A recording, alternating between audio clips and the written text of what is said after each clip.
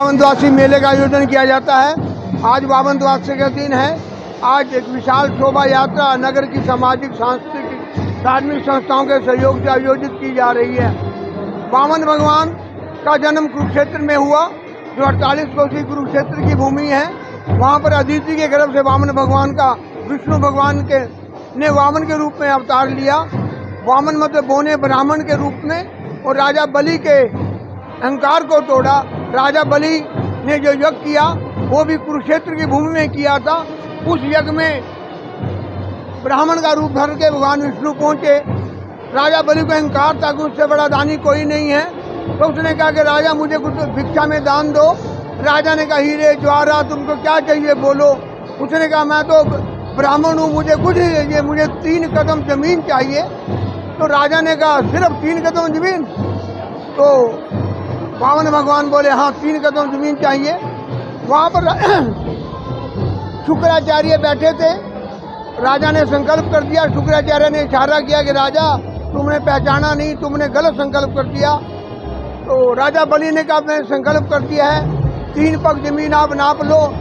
जब वामन भगवान 3 कदम जमीन नापने लगे तो पहले कदम में सारा पृथ्वी लोक नाप दिया, दूसरे में सारा ब्रह्मांड नाप दिया। बोले राजा बलि तीसरा कदम कहाँ रखूं? तो राजा बलि समझ गए उनके चरणों में नतमस्तक हो गए। उन्होंने तीसरा कदम राजा बलि के सर पर रखा और राजा बलि पताल लोकों को चले गए। इस प्रकार उनका भी कल्याण हो गया। बावन द्वादशी पे मैं सभी को हार्दिक शुभकामनाएं देना चाहता हूँ। अदिति के गर्भ से पैदा हुए भगवान विष्णु जो वामनावतार के रूप में माने जाते हैं। वामनावतार से हम एक ही सीख लेनी चाहिए कि व्यक्ति को समाज में अगर कुछ चीज़ चाहिए तो वो छोटा बन करके प्राप्त कर सकता है। जो व्यक्ति समाज में छोटा बन करके सेवा करता है उसका मान सम्मान भी होता है। भगवान बलि के यहाँ छोटा रूप धारण करके गए तो उन्होंने पूरे 3 लोक का केवल जमीन अपने 3 पैर से नाप ली। तो भगवान भी जब दान लेने के लिए गए तो छोटा बन करके गए। जो व्यक्ति समाज में छोटा बन करके सेवा करता है तो निश्चित तौर पे उसका सम्मान होता है।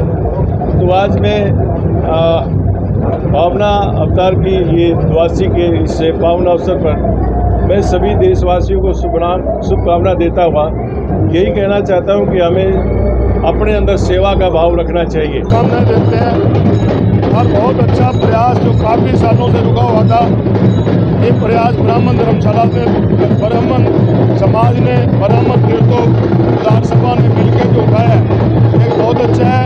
हमारी संस्कृति है ये कि छोटे बन के जिससे जो मुक्ति प्राप्त कर लेते हैं। इसीलिए भगवान ने जो बलि का रूप लेकर छोटा बनकर गए। मांगने वाला हमेशा छोटा होता है, अब जितना बड़ा दान देने वाले उसका उद्धार कितना बड़ा था कि उन्होंने सारा कुछ ही अपना भगवान को दान में दे दिया। तो दान देने से आदमी बड़ा होता है और मांगने वाला छोटा होता है। हमेशा जब भी किसी से मांगना हो छोटे बन के मांगना चाहिए। ये भगवान ने हमें शिक्षा दी। का दिन हमारे लिए बड़ा गर्वपूर्ण है क्योंकि महाराजा बलि 99 अश्वमेध यज्ञ कर चुके थे और 100वां यज्ञ अगर वो पूर्ण कर लेते तो उनको इंद्र पद प्राप्त हो जाता। परंतु जो हमारी दैविक व्यवस्था है उसमें व्यवस्था के अनुसार ही इंद्र पद प्राप्त किया जा सकता है।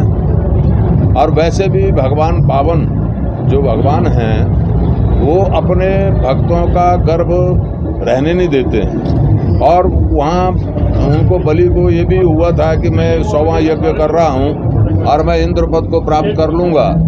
तो उसके बाद में उन्होंने जो है जब वो किया तो भगवान ने पावन रूप धारण किया और उनका संपूर्ण रूप से वहाँ पर 3 पग पर जो उन्होंने सारी पृथ्वी को नाप लिया। तो ये वैसे तो पावन को एक ब्राह्मण समाज का बहुत बड़ा पर्व पावन द्वादशी को माना जाता है, परंतु ये ब्राह्मण और साधु सदैव संपूर्ण समाज के हित चिंतक रहे हैं और समाज को दिशा निर्देश करते रहे हैं। और उसी के साथ में जो ये बावन द्वादशी महोत्सव यहाँ मनाया जा रहा है ये संपूर्ण समाज में एकत्व भावना पैदा करने के लिए मनाया जा रहा है। पीछे ब्राह्मण समाज के द्वारा यहाँ पर पिछले विगत वर्षों से यहाँ पर ये मनाया जा रहा है, तो ये बड़ा हर्ष का विषय है और इससे समाज में एक नई चेतना आनी चाहिए, जिससे कि हम सब एक रूप होकर के सारे संपूर्ण जाति समाज वर्ण व्यवस्था सब एक होकर के सनातन का प्रचार करें। धन्यवाद।